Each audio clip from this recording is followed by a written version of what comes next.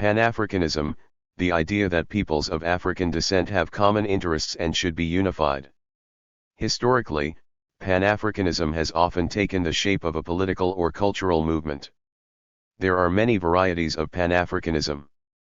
In its narrowest political manifestation, Pan-Africanists envision a unified African nation where all people of the African diaspora can live. African diaspora refers to the long-term historical process by which people of African descent have been scattered from their ancestral homelands to other parts of the world. In more general terms, Pan-Africanism is the sentiment that people of African descent have a great deal in common, a fact that deserves notice and even celebration. Pan-Africanist ideas first began to circulate in the mid-19th century in the United States, led by Africans from the Western Hemisphere. The most important early Pan-Africanists were Martin Delany and Alexander Crummell, both African Americans, and Edward Blitten, a West Indian. Those early voices for Pan-Africanism emphasized the commonalities between Africans and black people in the United States. Delany, who believed that black people could not prosper alongside whites, advocated the idea that African Americans should separate from the United States and establish their own nation. Crummell and Blitten, both contemporaries of Delany, thought that Africa was the best place for that new nation. Motivated by Christian missionary zeal, the two believed that Africans in the New World should return to their homelands and convert and civilize the inhabitants there. Although the ideas of Delany, Crummell, and Blitten are important, the true father of modern Pan-Africanism was the influential thinker W.E.B. Du Bois. Throughout his long career, Du Bois was a consistent advocate for the study of African history and culture. In the early 20th century, he was most prominent among the few scholars who studied Africa. His statement, made at the turn of the 20th century, that the problem of the 20th century is the problem of the color line, was made with Pan-Africanist sentiments in mind. For Du Bois, the problem of the color line was not confined merely to the United States and its Negro problem. During those years, it was common for many in the United States to refer to the problem of African American social status as the Negro problem. Du Bois' famous statement was made with the clear knowledge that many Africans living on the African continent suffered under the yoke of European colonial rule. Among the more important Pan-Africanist thinkers of the first decades of the 20th century was Jamaican-born black nationalist Marcus Garvey. In the years after World War I, Garvey championed the cause of African independence, emphasizing the positive attributes of black people's collective past. His organization, the Universal Negro Improvement Association, UNIA, boasted millions of members, envisioning and then making plans for a return back to Africa. Garvey's Black Star Line, a shipping company established in part to transport blacks back to Africa as well as to facilitate global black commerce, was ultimately unsuccessful. From the 1920s through the 1940s, among the most prominent black intellectuals who advocated Pan-Africanist ideas were C.L.R. James and George Padmar, both of whom came from Trinidad. From the 1930s until his death in 1959, Padmar was one of the leading theorists of Pan-African ideas. Also influential were Leopold Senghor and Aimé Césaire, who were natives of Senegal and Martinique, respectively. A disciple of Padmar, Jomo Kenyatta of Kenya, was also an important figure in Pan-Africanist thought.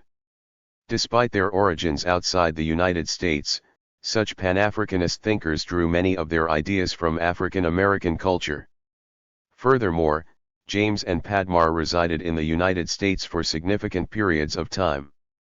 An exchange of ideas about Africa and peoples of African descent took place between those intellectuals and African Americans, with African Americans taking the lead. It was, in many ways, a Black Atlantic intellectual community. Senghor and Césaire, in particular, were greatly influenced by Du Bois and by several Harlem Renaissance writers, especially Count T. Cullen, Langston Hughes, and Claude McKay. In the 1930s and 40s, the African American actor and singer Paul Robeson was also a significant contributor to the continuing exchange of ideas. By the late 1940s, the African American intellectual leadership of the movement had receded, with Africans now taking the lead. That was due in part to the leftist or communist sympathies of many Pan-Africanist advocates, as in the late 1940s and early 50s, the United States was in the midst of a Red Scare, when Americans with communist affiliations or sympathies were actively persecuted and prosecuted.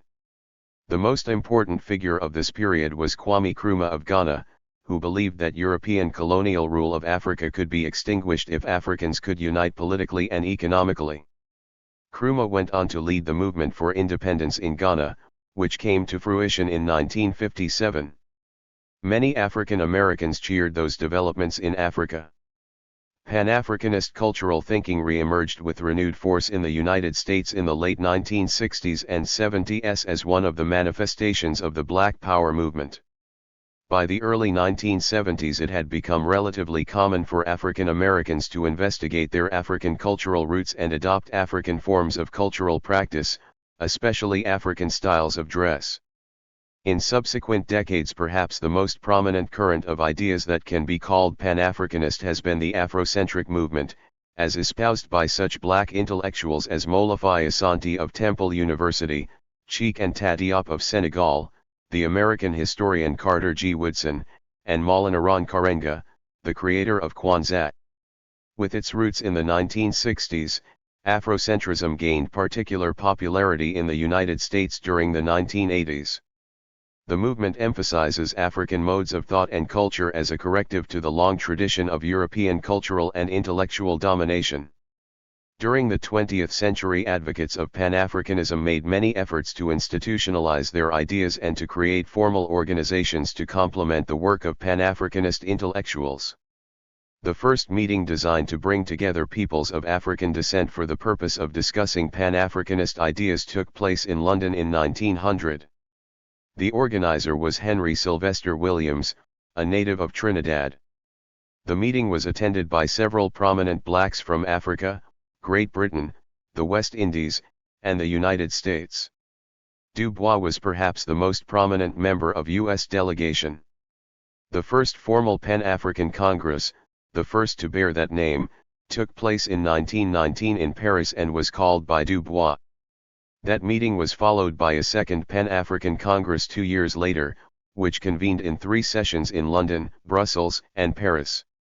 The most important result of the Second Pan-African Congress was the issuance of a declaration that criticized European colonial domination in Africa and lamented the unequal state of relations between white and black races, calling for a fairer distribution of the world's resources. The declaration also challenged the rest of the world to either create conditions of equality in the places where people of African descent lived or recognize the rise of a great African state founded in peace and goodwill. After a third Pan-African Congress in 1923 and then a fourth in 1927, the movement faded from the world picture until 1945, when a fifth Pan-African Congress was held in Manchester, England. Given that Pan-Africanist leadership had largely transferred from African Americans to Africans by the mid-1940s, Nkrumah, Kenyatta, and Padmar played the most prominent roles at that Congress. The only African American present was Du Bois. With the coming of independence for many African countries in the decades following World War II, the cause of African unity was largely confined to the concerns of the African continent. The formation of the Organization for African Unity, OAU, in 1963 solidified African leadership, although a sixth Pan-African Congress was held in Dar es Salaam, Tanzania, in 1974. A successor organization to the OAU, the African Union, was launched in 2002 to further promote the social, political, and economic integration of Africa. Calls for Pan-Africanism could still be heard in the United States at the turn of the 21st century, but by then the movement had generally come to stand for the unity of the countries on the African continent, especially sub-Saharan Africa.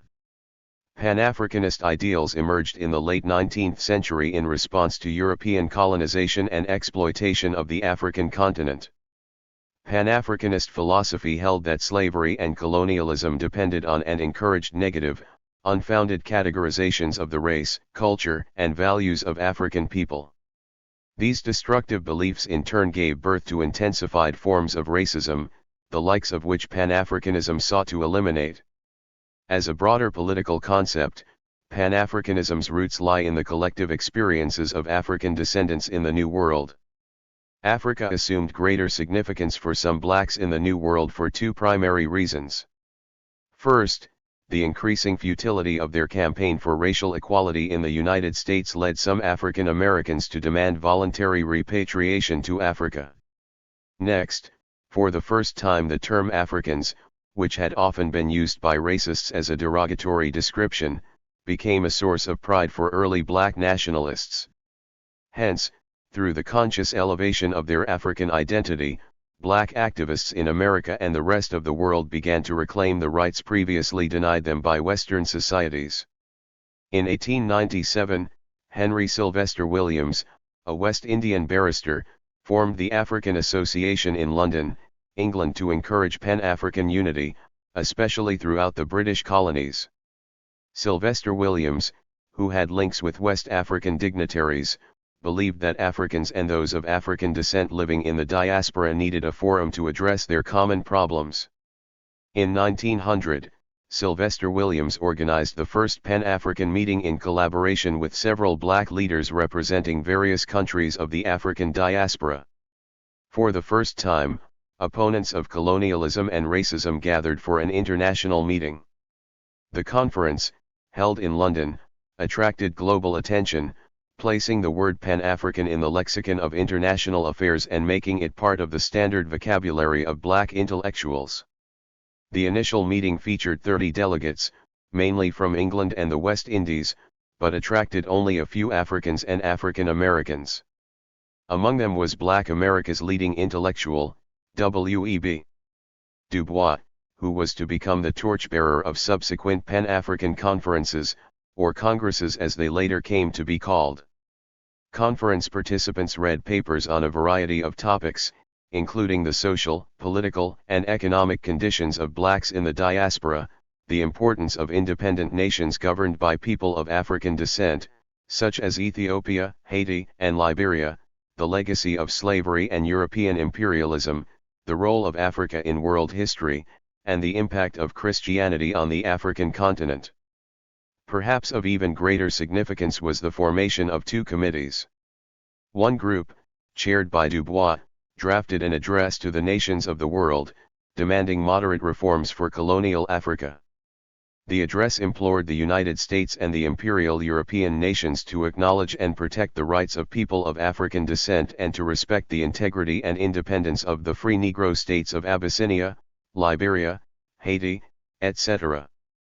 The address, signed by committee chairman Du Bois as well as its president Bishop Alexander Walters, its vice president Henry B. Brown, and its general secretary Sylvester Williams, was published and sent to Queen Victoria of England. The second committee planned for the formation of a permanent Pan-African Association in London with branches overseas. Despite these ambitious plans, the appeals of conference participants made little or no impression on the European imperial powers who controlled the political and economic destiny of Africa. It was not until after World War I that Du Bois revived the Pan-African Congresses. Following the war, European and American politicians gathered for a peace conference in Versailles, France. Du Bois, who attended the conference as a special representative of the National Association for the Advancement of Colored People, NAACP, appealed to President Woodrow Wilson. In a letter to Wilson, he urged the American government to initiate a comprehensive study of the treatment of black soldiers. Moreover, Du Bois expressed hope that the peace treaty would address the future of Africa and grant self-determination to the colonized peoples. President Wilson subsequently released a 14-point memorandum, which suggested the formation of a League of Nations and called for an absolutely impartial adjustment of all colonial claims, based on the principle that the interests of the population must have equal weight with the equitable claims of the government. Although historians have questioned the impact Du Bois' request had on Wilson's 14-point memorandum, it was apparent that the loudest voice on behalf of oppressed blacks in the New World and colonized Africa belonged to the participants of the Pan-African Congress.